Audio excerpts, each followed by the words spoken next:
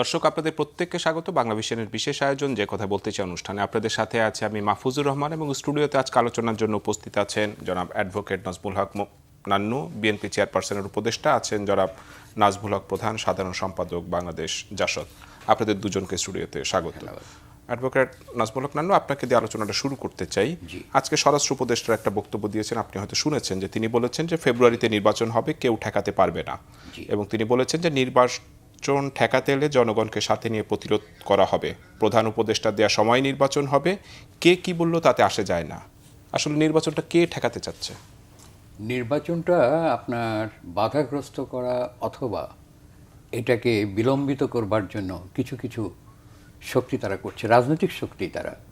কিন্তু প্রশ্ন হলো যে ফেব্রুয়ারিতে যেখানে নির্বাচন হবে সরকার ঘোষণা করেছেন, সেখানে এই বাধাগ্রস্ত করা অথবা প্রশ্ন তোলা, এটা কিন্তু আমাদের জন্য খুব একটা আমরা এটাকে অস্বাভাবিক মনে করি না। কারা বাধাগ্রস্ত করতে চাচ্ছে আসলে, বা কারা পেছাতে চাচ্ছে? জন্য এখানে আমরা দেখছি যে জামায়াতে ইসলাম তারা বলছেন যে আজকে পিআর পদ্ধতি না হলে, বিচার না হলে এই নির্বাচনের কোনো প্রয়োজন নেই। অন্যদিক দিয়ে জাতীয় নাগরিক পার্টির তারা বলছেন যে এই নির্বাচন হতে দেওয়া হবে না। কিন্তু সেখানে আমরা এভাবে বলতে পারি যে যে দেশে 16-17 বছর ভোটের অধিকার ছিল না, রাষ্ট্রযন্ত্র ভেঙে তছনছ হয়েছে, আইনের শাসন ছিল না, আমাদের এখানে প্রশাসন ছিল না, শিক্ষা ছিল না, আমাদের কোনো কিছুই একটা অগোছালো অবস্থার মধ্যে দিয়ে একটা রাষ্ট্র ধাবিত হয়েছে। 71-এর মহান মুক্তিযুদ্ধের যে শপথ নিয়ে যারা মুক্তিযুদ্ধ যারা করেছিলেন, আজকে তাদের মধ্যে আমি জানি আমার সভা আলোচক নাজমুল হক প্রধান উনি আছেন, এবং আপনারা যারা তরুণ তারা আছেন। আমাদের সেই লক্ষ্যকে অর্জিত হয়নি, 54 বছর পরে এখন আমাদের ভোটের জন্য আজকে আমাদের চিন্তা করতে হয়।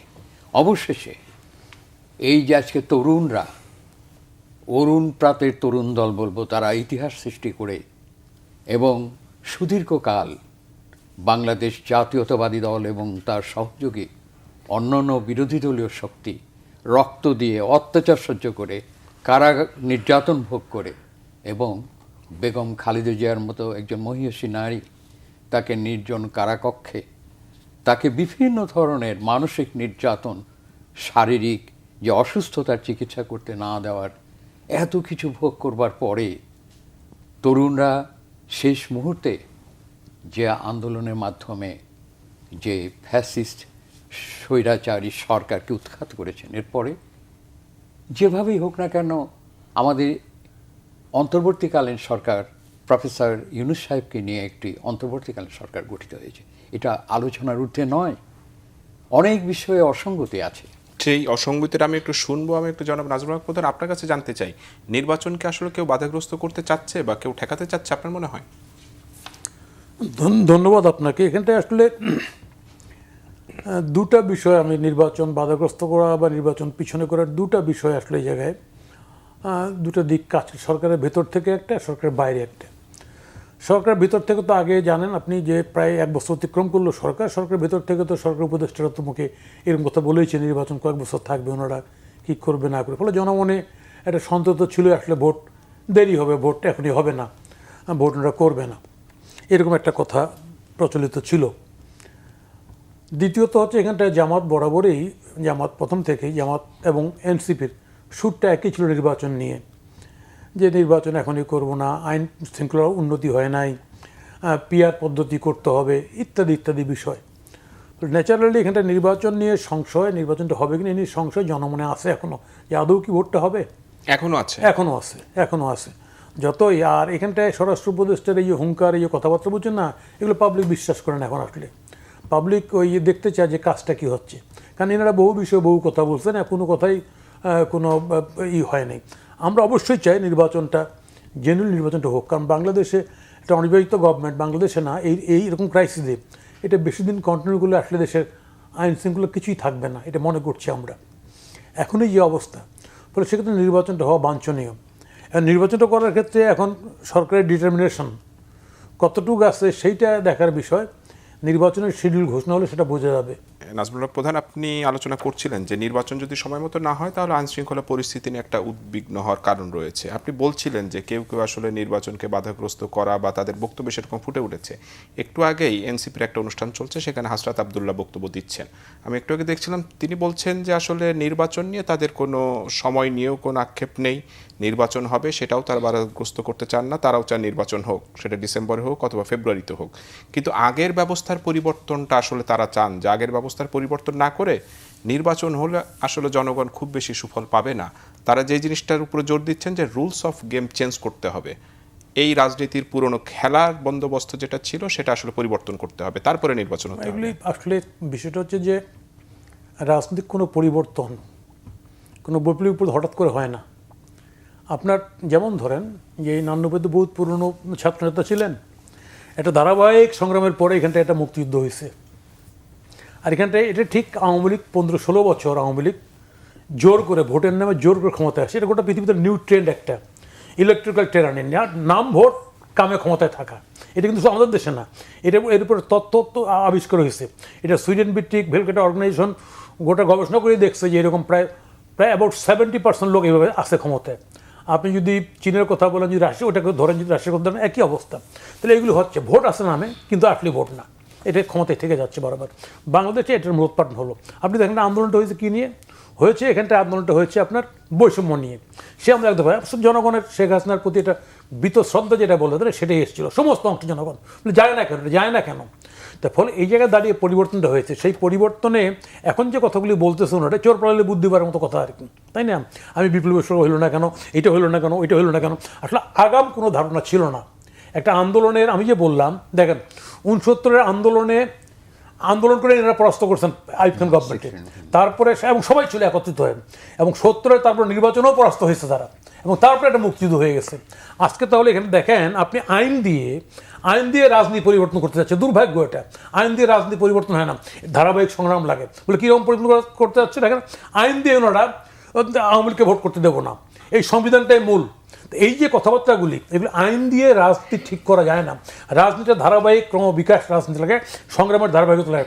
এর জন্য পাবলিককে মেন্টাল মেকআপ রেডি করতে হয়, পাবলিককে, জনগণকে। ফলে এই ছাত্র সমাজ কেন বিচ্ছিন্ন হয়ে গেল নতুন করে? এই যে ছাত্র সমাজ তারা একটা পার্টি করলো, কেন দ্রুত তারা বিচ্ছিন্ন হয়ে গেল নিজেরাই, এবং নিজেরাই কেন ভিন্ন জায়গায় চলে গেল? এটা তারা যদি রিয়েলাইজ করতে ব্যর্থ হয় তাই না, তাহলে তারা এরকম কথাগুলি বলবে। আমি যেটা বলতে চাচ্ছি, যারা জ্ঞান দিচ্ছেন, অনেক বড় হালে বুদ্ধিজীবী, টনকা টন বই পড়ছেন, বাস্তবের কোনো সম্পর্ক নেই, কোনো একটা বিষয় সঠিক করে ব্যাখ্যা করতে পারেন না। আমি শুনি তো ইউটিউবে অনেক বুদ্ধিজীবী বিশাল লেকচার দেন সামগ্রিকভাবে, কিন্তু ওইটা তারা ভিতরে মৌলিক কোনো জ্ঞান আমি বলবো নেই। এটা অনেকে রেফারেন্স দিয়ে কথা বলেন। আজকে ছোটো পরিসরে আমি আলোচনাগুলি করবো না, আজকে সেই কারণে এরকম কথা আসতেছে যে ব্যবস্থার পরিবর্তন করবেন। হোয়াট ডু মিন বাই ব্যবস্থার পরিবর্তন? আপনারা কি বিপ্লব চেয়েছিলেন? কি চেয়েছিলেন? ইসলামিক সমাজ, খোমেনি বিপ্লব? কি চেয়েছিলেন? সমাজতন্ত্র বিপ্লব? কি হোয়াট চাওয়াটা কি ছিল? ফলে এই যে চাওয়াটা কি ছিল, it was not clear to public. ফলে রাজনীতির পরিবর্তনটা হওয়া প্রয়োজন, সেটা কি মনে করেন? রাজনীতির পরিবর্তন ডেফিনেটলি মনে করি। মূল সমস্যা কি বাংলাদেশের মূল সমস্যা হচ্ছে আপনি ভোটের মাধ্যমে ক্ষমতা পরিবর্তন দেবেন না। এই সমস্যা তো সবাই ভুগছি আমরা। এই সমস্যা পাকিস্তান ও বাংলাদেশ, এটা ভারত ভোগে নাই। ফলে Bharat day to day up to date করতে পারছে, আমরা পারিনি আপটুডেট করতে। কেন পারিনি? আমরা ভোটে একবার কেউ আসলে আর ক্ষমতা ছাড়তে চাই না। সেটা তো দেখাই দিল কীভাবে দিনে ভোট, রাতে করে, নিজে ভোট করে কীভাবে আমি দামি করে থাকা যায়। তো এই অবস্থাটা যদি পরিবর্তন হয়, ডেফিনেটলি পলিটিক্যাল চেঞ্জ হবে। একটা লোককে যদি বারবার জনগণের কাছে যেতে হয় তার 5 বছর পর পরীক্ষার জন্য যে আমি নেক্সটে পাস করবো কি না, এই অবস্থাটা চালু যদি হয়ে যায়, ডেফিনেটলি পরিবর্তন হবে, মৌলিক পরিবর্তন হবে। কিন্তু এটা তো বাংলাদেশে অ্যাবসেন্ট। আপনি দেখেন তো ধারাবাহিকভাবে বাংলাদেশে সুষ্ঠু নির্বাচন এনারা বলতে পারবে, তাই না? একটা 54 নির্বাচন পাকিস্তানে বলে, হ্যাঁ হয়, তাও ক্ষমতা ঠিক নেই। আর একটা 70 নির্বাচন, ওটাও ক্ষমতা ঠিক নেই, যুদ্ধ করে নিতে হয়েছে। আর দেশ স্বাধীনের পরে ধারাবাহিকভাবে আপনি যদি 90 2-1টা নির্বাচন বাদ দিয়ে দেন, তাই না, একই ঘটনা ঘটছে কি নান্নু ভাই? একই ঘটনা ঘটছে। তাহলে আমি এইটা ঠিক করতে পারছি না, আগে এটা ঠিক করি। যদি সেটেল করতে পারি তাহলে বাকি বিষয়গুলি ইজি হয়ে যাবে। ঠিক এই জায়গায় নান্নু ভাই আপনাকে যদি একটু জিজ্ঞেস করি, আজকে বিএনপির স্থায়ী কমিটির সদস্য সালাউদ্দিন আহমেদ বলেছেন যে নির্বাচন নিয়ে যারা শঙ্কা প্রকাশ করছে তারা গণতন্ত্র দেশের পক্ষের শক্তি নয়, এবং তিনি বলেছেন গণতন্ত্রের পথে উত্তরণে কেউ কুযুক্তি উপস্থাপন করলে দেশের মানুষ তাদের রুখে দেবে। এই আমি এর আগেও বলেছিলাম যে আসলে কে নির্বাচন ঠেকাতে চায় বা কারা এই কুযুক্তিটা দিচ্ছে, এবং তাদের এই যুক্তি খণ্ডানোর জন্য কি আসলে আপনারা কোনো যুক্তি দাঁড় করাতে পারছেন? হ্যাঁ, নিশ্চয়ই। কারণ যারা গণতন্ত্র প্রতিষ্ঠিত করতে চায় এবং যারা একটি নিরপেক্ষ সুষ্ঠু নির্বাচন, যেটা আলোচক বললেন এখানে, নজমুল হক সাহেব বললেন সঠিক কথা, যে আমরা এমন একটি সরকার চাই, এমন একটি সরকার যেটা ভোটের মাধ্যমে নির্বাচিত হবে এবং ধীরে ধীরে একদিনেই সমস্ত কিছু পরিবর্তন হবে না, এটা একটা সময়ের প্রয়োজন। এই সময়টা ধীরে ধীরে প্র্যাকটিস হবে, অভিজ্ঞতা বাড়বে, আবার নির্বাচন হবে, আবার সেখান থেকে নতুন সরকার, জনগণ যদি ভোট দেয়, নতুন সরকার প্রতিষ্ঠিত হবে। একটি প্রশ্ন এসছে লেভেল প্লেয়িং ফিল্ড। এটা ঠিক যে লেভেল প্লেয়িং ফিল্ড প্রয়োজন, তাহলে এটা নিরপেক্ষ করতে হলে নির্বাচন কমিশনের নিকট যে ক্ষমতা দেওয়া হয়েছে সেই ক্ষমতা তারা প্রয়োগ করবেন। যে প্রশাসন দূষিত হয়েছে, যে নির্বাচন কমিশনকে সঠিকভাবে সাজানোর পদক্ষেপ গ্রহণ তারা করবেন এবং ভোটের পরিবেশ স্থাপন করবেন, তারপর জনগণ ভোট দেবে। এবং যে কথাটা বলা হয়েছে যে যারা সংশয় সৃষ্টি করছেন, বিভ্রান্ত সৃষ্টি করেছেন, সেটা জনগণ রুখে দেবে। এটা হলো রাজনীতির একটি পরিভাষা, গণতান্ত্রিক ভাষা। জনগণ শান্তিপূর্ণভাবেই আজকে আন্দোলনের মাধ্যমে এবং মিথ্যা বক্তব্য এবং নতুন যারা আন্দোলন করেছেন সে সম্পর্কে আপনি অভিজ্ঞতা নিতে পারেন। সেটা হলো এই যে ছাত্ররা আমাদের দেশে আন্দোলন করেছেন, 21শে ফেব্রুয়ারি প্রতিষ্ঠিত করেছেন, তখন কিন্তু তারা ক্ষমতার জন্য সেখানে বলেনি যে আমাদের এখনই ক্ষমতায় যেতে হয়। 1952 সালে এটা করেছেন তারা। 69 মুভমেন্ট হয়েছে, যেটা এখন আলোচক বললেন 69 মুভমেন্ট। এর পরবর্তী সময়ে 71-এর মহান মুক্তিযুদ্ধ হয়েছে। তার পরবর্তী সময়ে অনেক আন্দোলনের পরেও ছাত্ররা এই মুহূর্তেই আমাদেরকে ক্ষমতায় ধারণ করতে হবে, দেশ পরিচালনা করতে হবে, এ ধরনের চিন্তা কোথায় নেই, ইতিহাসের কোথায়ও নাই। এবার কি স্টুডেন্টরা বলছে যে আমাদের ক্ষমতায় বসিয়ে দাও? ক্ষমতায় তারা সেখান থেকে বলছেন, বাধাগ্রস্ত করছেন যে বিচার না হওয়া পর্যন্ত কোনো নির্বাচন নয়। তারা বলছেন যে এখানে পুরনো ব্যবস্থাকে ভেঙে নতুন সংবিধান করতে হবে। কিন্তু তার পদ্ধতিটা কি? তার পদ্ধতিটা হবে সম্পূর্ণভাবে একটা নিয়মতান্ত্রিক আন্দোলনের মাধ্যমে, নির্বাচনের মাধ্যমে, অনেক আলাপ আলোচনার মাধ্যমে এবং জনগণের রায়ের ভিত্তিতেই সব পরিবর্তনগুলো আনতে হবে। এটাই হচ্ছে কিন্তু তারা আমাদের ফ্যাসিজম, বক্তব্য হওয়া উচিত। একটা ফ্যাসিজমের তারা পতন ঘটিয়েছেন, আগামীতে যেন কেউ ফ্যাসিস্ট না হতেন সেইটার জন্য আসলে নতুন বন্দোবস্ত চাচ্ছেন। নতুন বন্দোবস্তটা তো তাহলে উত্থাপন করতে হবে যে নতুন বন্দোবস্তটা তারা তো কি? বলছেন যে বিভিন্ন সেক্টরে আসলে আমলাতন্ত্রে আপনি কোনো পরিবর্তন আনতে পারেননি, মিডিয়ায় কোনো পরিবর্তন আনতে পারেননি, এবং পুলিশ প্রশাসনের ভিতরেও যে খুব বেশি পরিবর্তন হয়েছে তাও না। এই পরিবর্তনগুলো যদি আপনি না আনতে পারেন, প্রতিষ্ঠানগুলোকে যদি আপনি সংস্কার আওতায় না আনতে পারেন, স্টুডেন্টরা তো এই দাবিগুলোই করছে। এটার দায়িত্ব সেখানে ইউনূস সাহেব যে একটি বছর পার করেছেন, এই দাবিটা তো সকলেরই ছিল, সকল রাজনৈতিক দলের দাবি ছিল। কিন্তু কথাটা হলো যে সেটা যতটুকু পরিবর্তিত হয়েছে তার মধ্যে দিয়ে নির্বাচনে না যাওয়া ছাড়া একটি অনির্বাচিত সরকার এবং একটি এনজিও প্রতিষ্ঠানগুলো যারা করেছেন তাদেরকে নিয়ে একটি দুর্বল সরকার এর চেয়ে বেশি কিছু করতে পারে না। আপনাকে একটি উদাহরণ দিই আমি। আপনি জানেন যে শিক্ষকরা আজকে আন্দোলন করছেন, এমপিওভুক্ত সকল শিক্ষা প্রতিষ্ঠানকে আজকে সরকারিকরণ করতে হবে। দেখুন, একটি অনির্বাচিত সরকারের পক্ষে এটা কি সম্ভব? কিন্তু ইউনূস সাহেবের যে সরকার আছে, শিক্ষামন্ত্রী আছে, তারা তো জনগণের কাছে বলবেন যে এই কারণের জন্য আজকে এমপিওভুক্ত এত শিক্ষা প্রতিষ্ঠানকে সরকারিকরণ করা সম্ভব নয়, এটা একটা নির্বাচিত সরকার করবে। এবং আপনি দেখুন যে আজকে সারা পৃথিবীতে আজকে রাজনীতি এবং কূটনৈতিক তৎপরতা এবং আজকে আমাদের ভাবমূর্তি এবং বাংলাদেশের জনগণের অর্থনীতি, তাদের শিক্ষা, তাদের সামগ্রিক অবস্থাকে আজকে সেখানে তার ভাবমূর্তি বৃদ্ধি করার জন্য একটি নির্বাচিত সরকারের প্রয়োজন আছে কিনা। নির্বাচিত সরকার ছাড়া কোনো ধরনের আপনার বৈদেশিক কোনো কূটনীতি, কোনো বড় চুক্তি সেটা সম্ভব হতে পারে না। একটি উদাহরণ আপনাকে এখানে দেওয়া যেতে পারে, সেটা হলো এই যে জাতীয় পার্টি যেটা ছিল, যেটা আওয়ামী লীগ যার উপর ভর করে এই জাতীয় পার্টি নিয়ে আমি আলোচনায় ফিরবো একটু পরে। আমি একটু নাজমুল প্রধান আপনার কাছে একটু জানতে চাই, আপনি এর আগে বলছিলেন যে 90-এর পরে কয়েকটা নির্বাচন ভালো হয়েছে, বাট অধিকাংশ নির্বাচনের ব্যাপারে আপনি বলছেন প্রশ্নবিদ্ধ। ঠিক একই রকমের আজকে বিএনপির স্থায়ী কমিটির সদস্য ডক্টর মঈন খান বলেছেন যে 2008 সালে নির্বাচন সুষ্ঠু হয়নি, সেই ভোটের আগে কে কোথায় নির্বাচিত হবে তা আগেই ঠিক করে রাখা হয়েছিল। বাংলাদেশে নির্বাচনী ব্যবস্থায় 2008 সালকে অনেকেই ভালো বলেন, তো আগের থেকে আসলে কিভাবে ঠিক করে রাখা হয় যে কে কোন আসলে একটা বিষয় তো এখানটা বাংলাদেশে উইনার্স টেক্স অল, তাই না?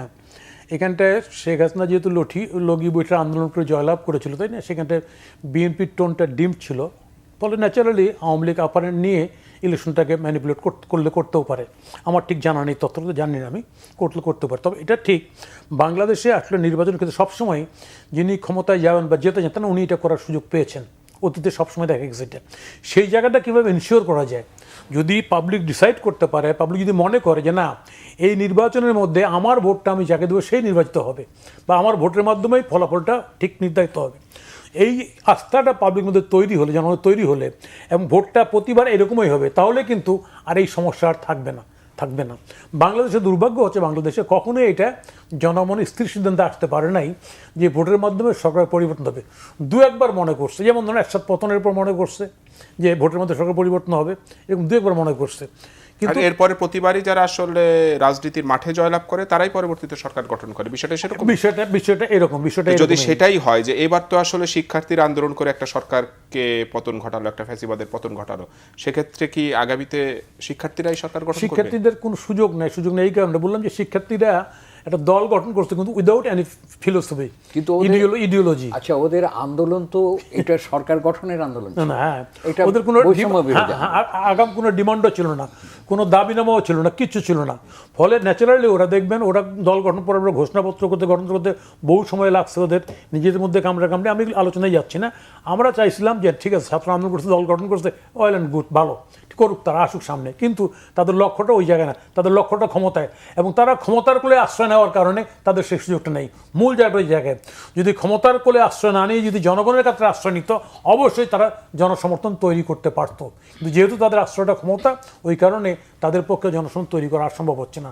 আর ক্ষমতায় যিনি আসেন, এনার যেহেতু রাজনৈতিক অভিজ্ঞতা কম, গোটা গভর্নমেন্টে একটা এনজিও গভর্নমেন্ট হয়ে গেছে, ন্যাচারালি এরা পাবলিকের আর্টসটাকে ধরতে পারছেন না, ফলে এখানে যা হবার তাই হয়ে গেছে। নির্বাচন ছাড়া কোনো বিকল্প নেই।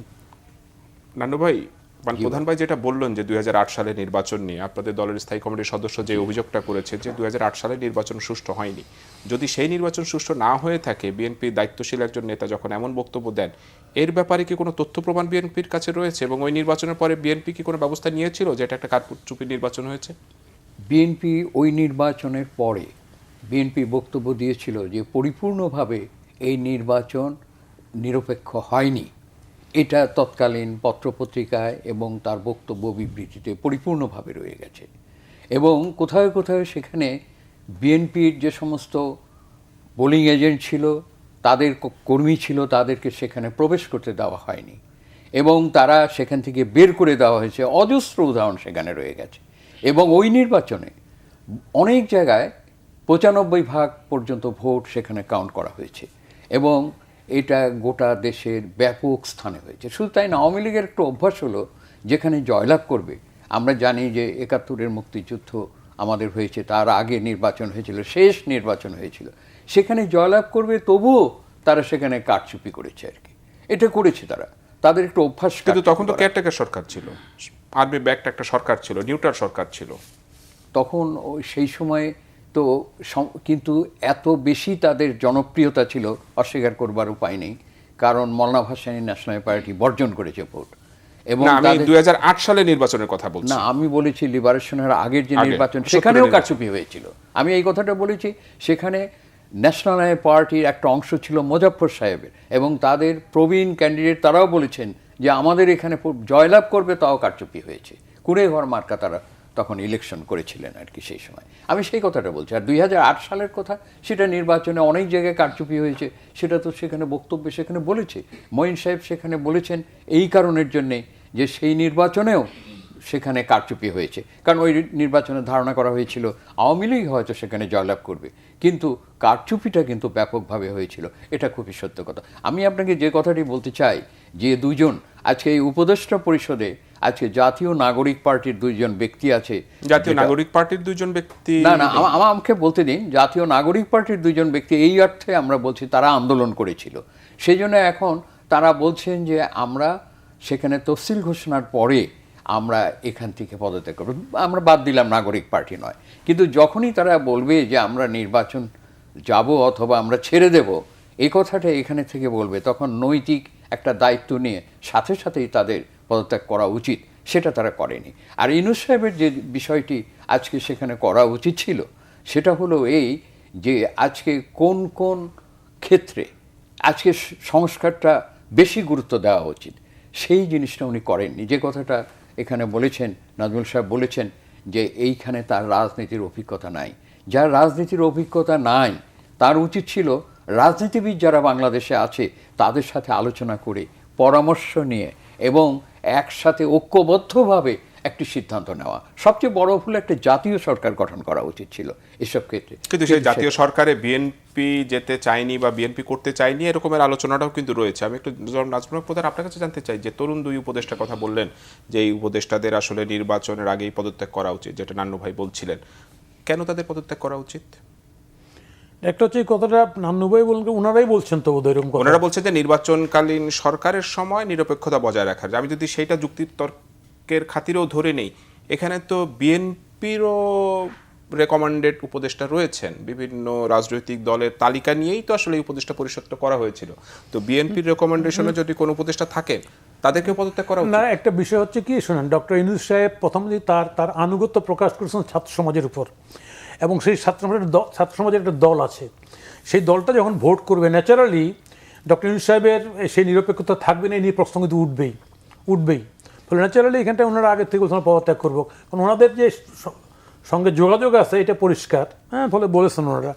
এ নিয়ে আমি আলোচনা বেশি করতে চাচ্ছি না। আমি যে কথা বলতে চাচ্ছি, ডক্টর ইউনূস সাহেবের সরকারটারই এক ধরনের একটা আনুগত্য আছে, ফলে সেই সরকার কতটুকু নিরপেক্ষতা বজায় রাখতে পারবে এই প্রশ্নটা কিন্তু আসবে।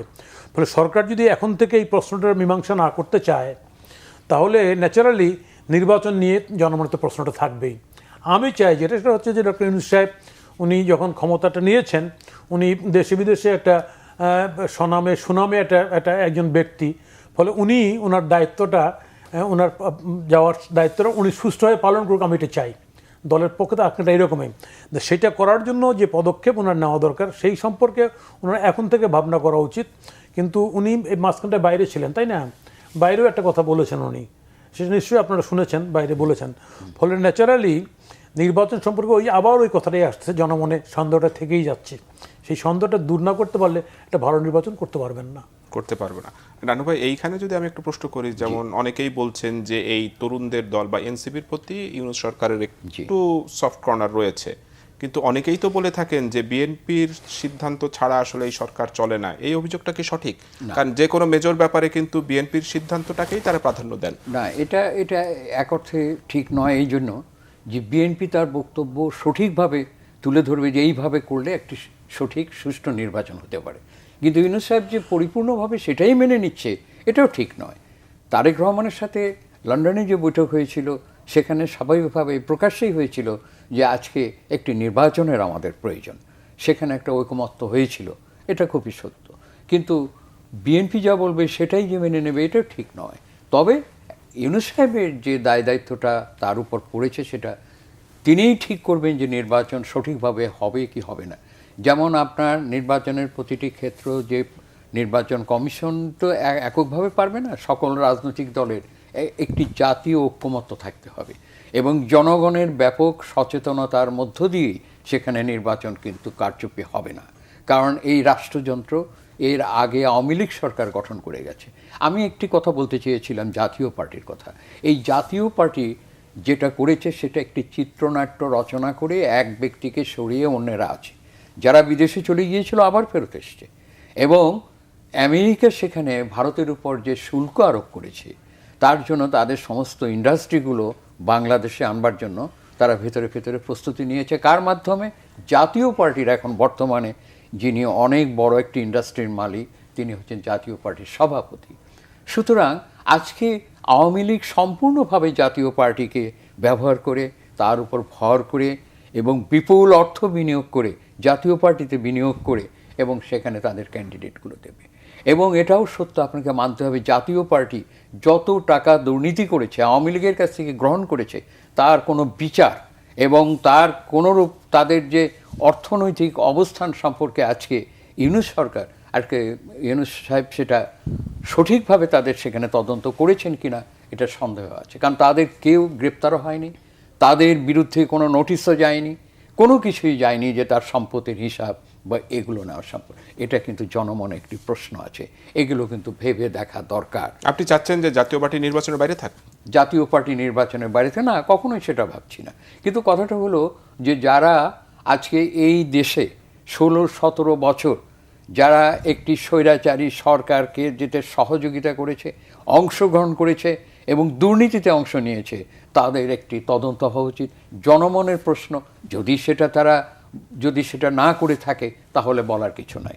এটা আইন আদালত তাদের সিদ্ধান্ত, এইটা কিন্তু জনগণ মনে করে বলে আমি মনে করি। মনে করেন জনাব নাজমুল হক প্রধান আজকে একটা অনুষ্ঠানে বদিউল আলম মজুমদার, সুজন সম্পাদক এবং জাতীয় ঐক্যমত্য কমিশনের সদস্য, তিনি বলেছেন পিআর পদ্ধতি ও গতানুগতিক নির্বাচন দুটোতেই সীমাবদ্ধতা রয়েছে। আরেকটা খুব গুরুত্বপূর্ণ মন্তব্য করেছেন যে বিরাট সংখ্যাগরিষ্ঠতা গণতন্ত্রকে বিপদে ফেলে। এই বক্তব্যটাই যদি আমি আগামী নির্বাচনের সাথে একটু রিলেট করি, আগামী নির্বাচনে আওয়ামী লীগের আসার সুযোগ আসলে নেই বা আসতেও পারবে না তারা, সেক্ষেত্রে বিএনপি অনেকেরই ধারণা যে বিশাল একটা সংখ্যাগরিষ্ঠতা নিয়ে তারা সরকার গঠন করবে। বিশাল যদি সংখ্যাগরিষ্ঠতা পায় সেক্ষেত্রে কি গণতন্ত্র বিপদে পড়ে? না, একটা বিষয় খুব পরিষ্কার বলি, বাংলাদেশে যে ঘটনা ঘটে গেছে, বাংলাদেশে মানে এইরকম ঘটনা বাংলাদেশে ইতিপূর্বে ঘটে নাই। অভ্যুত্থান হয়েছে, হ্যাঁ, মুক্তিযুদ্ধ হয়েছে, কীরকম ঘটনা? পুলিশ অফিসার বলেন, জনপ্রশাসনের কর্মকর্তা বলেন, রাজনীতিবিদ বলেন, পালিয়ে যাওয়া, গ্রেপ্তার হওয়া, এই ঘটনা ইতিপূর্বে ঘটে নাই। ফলে এখানটায় প্রশাসন এখানটায় একপাক্ষিক কোনো ব্যবহার করবে এটা আমার মনে হয় না। যদি করে তাহলে দেশের দুর্ভাগ্য। যদি করে থাকে, যদি করে এরকম যে সবাই এক বাক্সের মধ্যে ভোট তুলে দেওয়া যদি করে, তাহলে দুর্ভাগ্য। আমার মনে হয় না ভোটাররা কখনো অবিবেচকর মতো কাজ করেন, ভোটাররা সবসময় ঠিক সিদ্ধান্তই নেন। এটা আমার যতটুকু রাজনৈতিক অভিজ্ঞতা বলতেছে, যতটুকু জানি।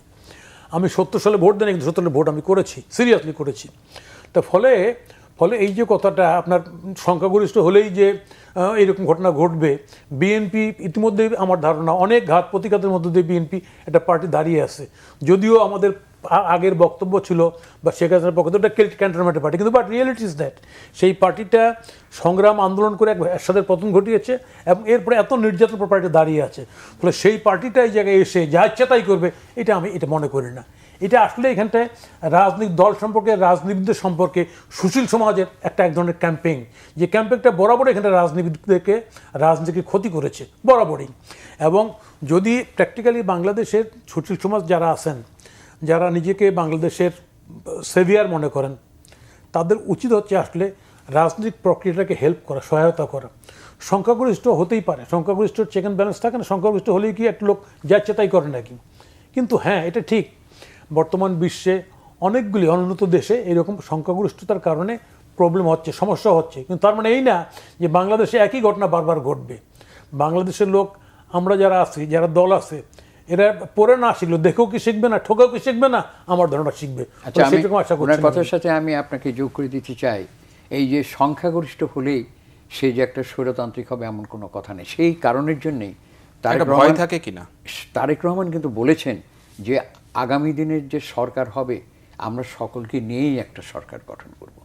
এই অর্থ হলো এই যে এই গণতন্ত্রকে টিকিয়ে রাখার জন্য এবং বিকশিত করার জন্য সকলের সহযোগিতা দরকার। এবং একটি কথা আপনি ঠিকই বলেছেন যে আজকে সুশীল সমাজ, বুদ্ধিজীবী, সকল পেশাজীবীদের ঐক্যবদ্ধ হয়ে আমাদের দেশে গণতন্ত্রকে ফিরিয়ে আনতে হবে। কোনো প্রতিশোধের স্পৃহা নয়, কোনো ধরনের আঘাত নয়, কোনো ধরনের ঘৃণা নয়। যেটা বেগম খালেদা জিয়াই বলেছিলেন যে আপনারা ধৈর্য ধরুন, আপনারা শান্ত থাকুন, কোনো প্রতিশোধ নেবেন না, রক্তপাত করবেন না। এটা তারেক রহমানও বলেছিলেন এবং সকলেই বলেছেন। এই এখানে নাজমুল সাহেব আছেন, তারাও বিজয়ের কাছে যদি পরাজিতটা নিরাপদ থাকে তাহলে সেই বিজয়টাই অনেক আনন্দের। অবশ্যই অবশ্যই সঠিক কথা বলেছেন। এইটাই আমরা, এই বিজয়টাই তো আমরা চাই, এই বিজয়টা চান। জনাব নাজমুল হক প্রধান, আরেকটা বিষয় সেটা হলো এই যে উপদেষ্টাদের ব্যাপারে কথা হচ্ছে, পত্রপত্রিকায় কিছু রিপোর্ট আসছে তাদের দুর্নীতির ব্যাপারে। যদিও আজকে হাসনাত আবদুল্লাহ যেটা বলেছেন যে এনসিপির নেতারা আসলে কোনো ধরনের দুর্নীতি করেনি, এটা আসলে একটা মিডিয়া ট্রায়াল, এবং যদি দুর্নীতির প্রমাণ কেউ দিতে পারে তাহলে রাজনীতি থেকে ইস্তফা দেবেন। কিন্তু আজকে স্বরাষ্ট্র উপদেষ্টাকে প্রশ্ন করা হয়েছিল যে আসিফ মাহমুদ সজীব ভুঁইয়ার ব্যাপারে যে অভিযোগগুলো আসছে এগুলো তদন্ত করবেন কিনা, উনি আসলে এই প্রশ্নের উত্তর এড়িয়ে গিয়েছেন। এই ব্যাপারে কি জনমনে একটা সন্দেহ তোলার অবকাশ কি রয়েছে? না, জনমনের সন্দেহ তো আছেই। আপনার এই সন্দেহটা দূর করার দায়িত্ব কি সরকারের নাই? অবশ্যই সরকারের আছে। যাদের উপর অভিযোগটা উঠছে তাদেরও আছে দায়িত্ব। আমরা তো দেখতে পাচ্ছি, সামাজিক যোগাযোগের মাধ্যমেও তো আমরা দেখতে পাচ্ছি, তাই না, কার পরিবার কীরকম আচরণ করছে। এটার জন্য তো এটার জন্য বিরাট বিজ্ঞ হওয়ার তো প্রয়োজন নেই, এটা খুব ইজি বের করা সমাজে। ফলে ন্যাচারালি এখানে যে অভিযোগগুলি আসতেছে, এখানটায় শোনেন, আপনার এই যে চুজ করার ক্ষেত্রে, পিক অ্যান্ড চুজ, মানে হ্যাঁ, যে করার ক্ষেত্রে এই যে নিজের লোকটাকেই লাগবে, যেটা বিগত ফ্যাসিস্ট সরকার শেখ হাসিনা তার জ্ঞাতি গোষ্ঠী কারো বাদ দেন নেই বিভিন্ন পদায়ন করতে। আজকে একই ঘটনা কিন্তু in this or that way কিন্তু এখানটা ঘটছে। কিন্তু এখনও বলছি না এগুলো, কিন্তু এগুলি সময় গেলে এগুলি বেরিয়ে আসবে, কে কার নিজের আত্মীয় স্বজন অমুক তমুক ইত্যাদি ইত্যাদি। তো ফলে এখানটায় বাংলাদেশের বর্তমান প্রেক্ষাপটে আমি আবারও বলবো যে ছাত্ররা আন্দোলন করেছে, সেই ছাত্ররা তাদের যে রোলটাকে, এটা ঐতিহাসিক যে রোলটাকে, এটাকে কালিমালিপ্ত করার বহু ঘটনা ঘটেছে, আর যেন না ঘটে। ফলে সেই কালিমাটা দূর করার জন্য তাদের নিজেদেরই উচিত মানে সুচিন্তিত চিন্তা করে একটা প্রয়োজনীয় পদক্ষেপ নেওয়া। সেটা তাদের ব্যবহারিক জীবন হইতে পারে, পারিবারিক জীবন হইতে পারে, সামাজিক জীবন হইতে পারে।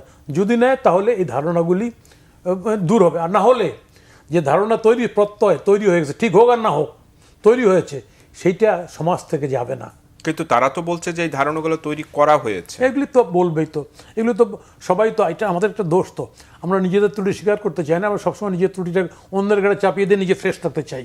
এইটাই হলো আমাদের মারাত্মক ত্রুটি।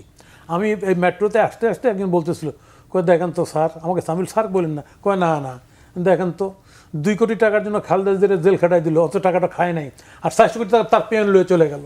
তো পাবলিক তো পারসেপশন তো ক্লিয়ার। শেখ হাসিনা কি মনে করছিল যে 400 কোটি টাকার কথা বললে তাকে লোক বাহাবা দিবে? কিন্তু সে বলে ফেলছে কথাটা, কথা বুঝছেন? তো ফলে এইরকম হচ্ছে বিষয়টা। পাবলিকের মধ্যে যে পারসেপশন তৈরি হয়, এটাকে এটাকে এটাকে এটাকে দূর করার জন্য নিজের আচারিক পরিবর্তন দরকার। যদি পরিবর্তন না হয় তাহলে এই ধারণাগুলি বদ্ধমূল হবে। এই বারবার বলে আমি এটা করি নাই, এটা করি নাই, এগুলি বলে কোনো লাভ হবে না। কিন্তু সরকারও কি এই অভিযোগগুলোর ব্যাপারে কোনো পদক্ষেপ নিচ্ছে?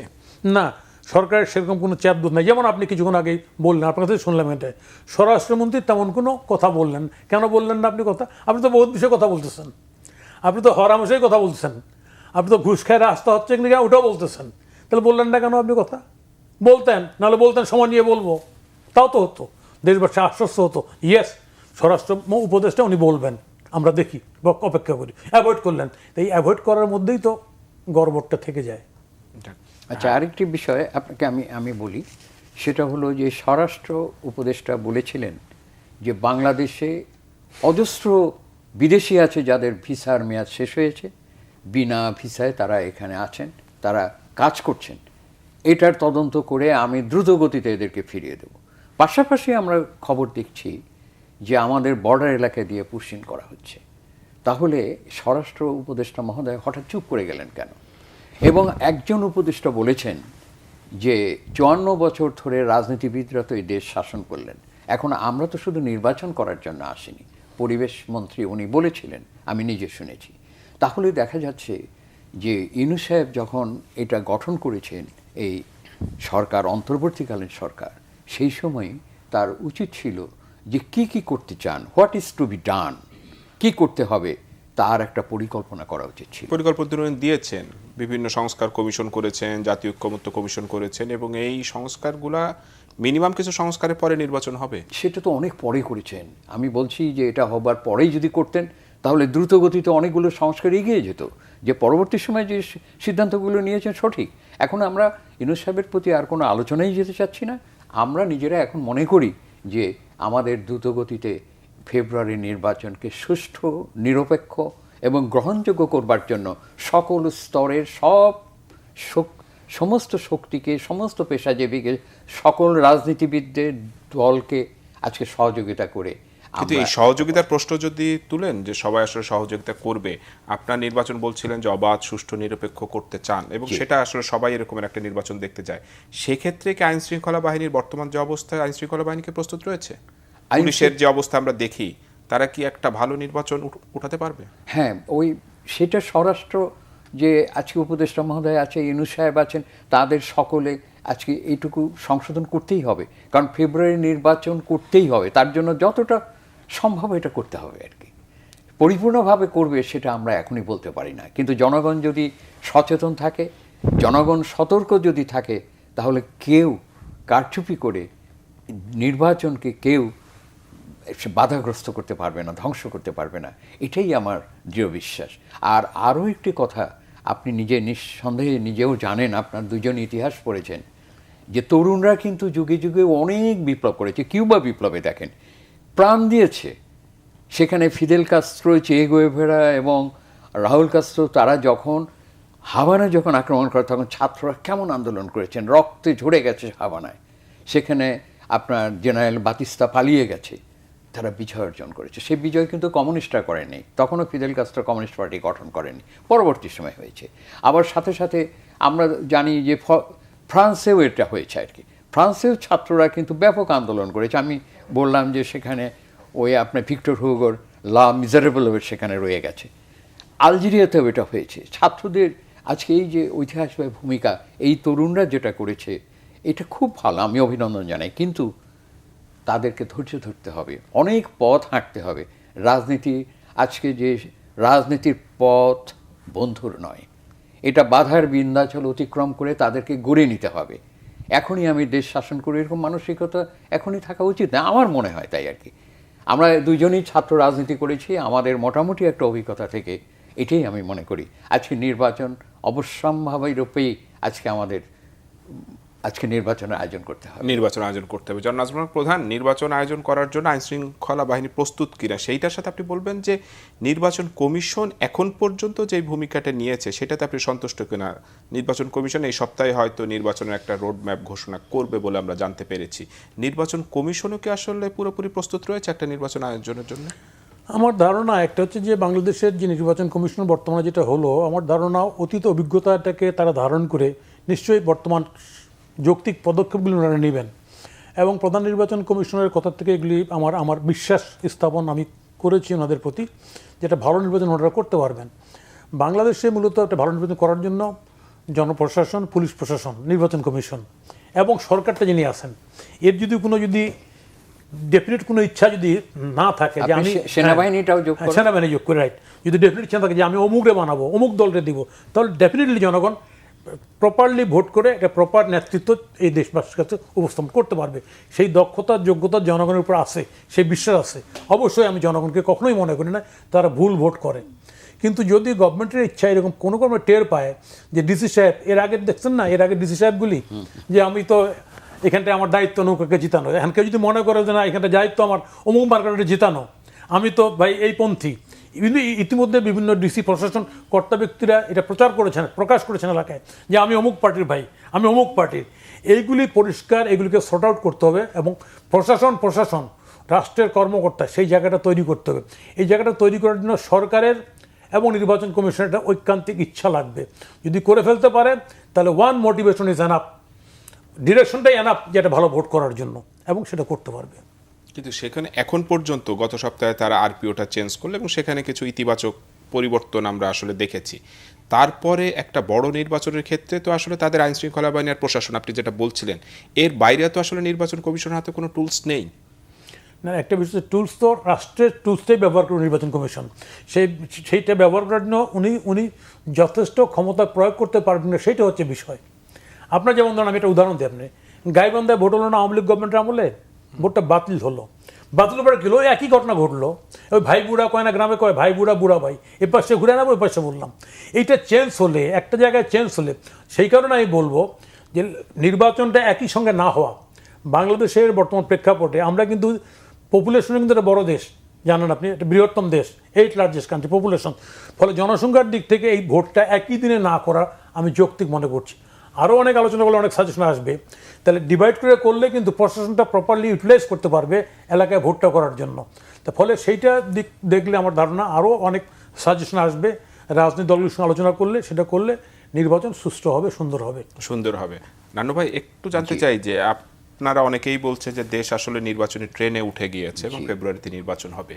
এই নির্বাচনের ফলাফলটা কেমন হবে সেটা নিয়ে আসলে সব দলই আটঘাট বেঁধে নেমেছে।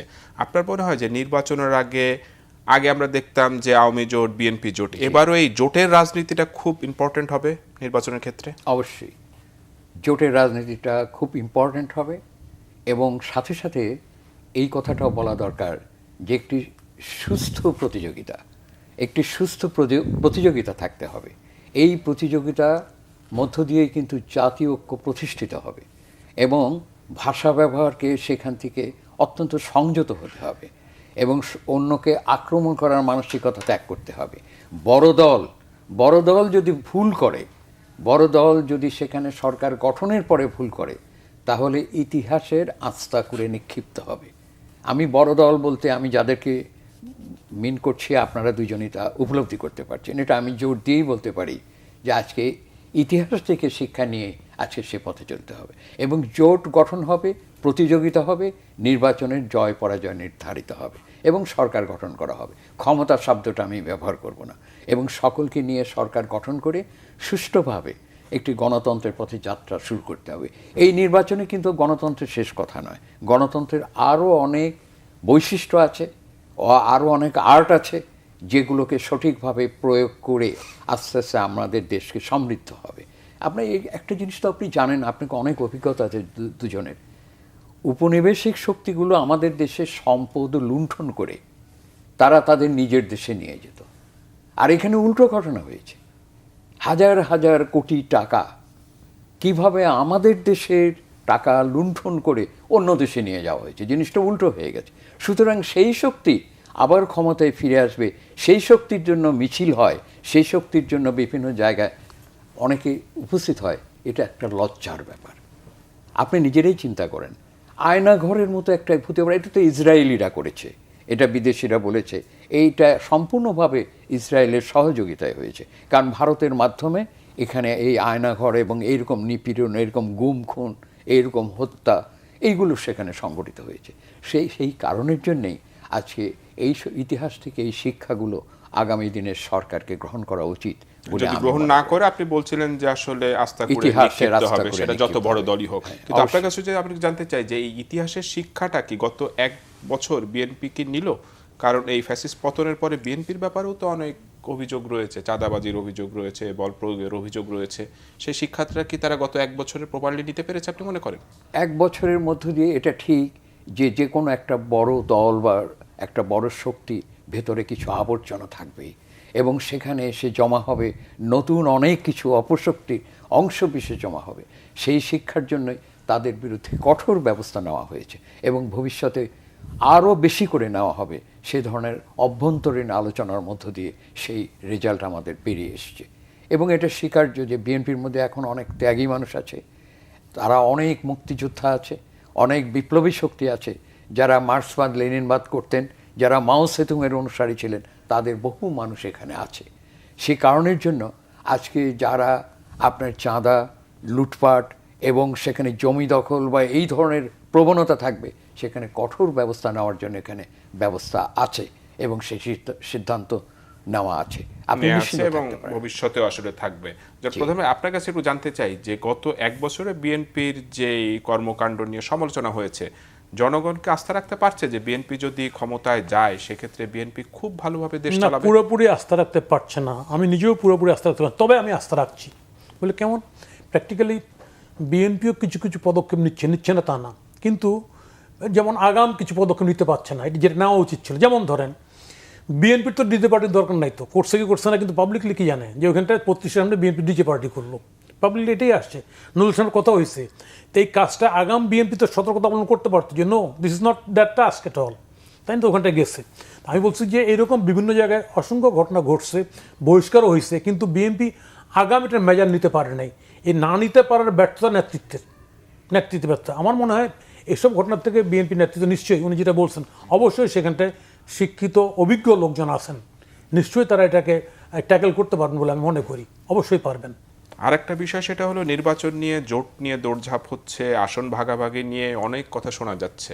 আপনি রাজনীতি করেন, আপনার কাছে আসলে কি তথ্য রয়েছে? আসন ভাগাভাগি কি আসলেই হচ্ছে? না, একটা বিষয় হচ্ছে যে বিএনপির রাজনৈতিক স্ট্রাকচারটা একটু ভিন্ন রকম। ওনাদের নেতা এখন তার গিয়ে বাইরে আছেন। মাঝখানে আমরা দেখছি যে উনি পত্রিকায় দেখছেন, উনি চিঠি পাঠিয়েছেন, উনি কোন কোন সিটে ওনার মঞ্চের 2-1 করে নেতা উনি বলছেন যে ভোট করবেন, গণতন্ত্র মঞ্চের আর কি এরকম।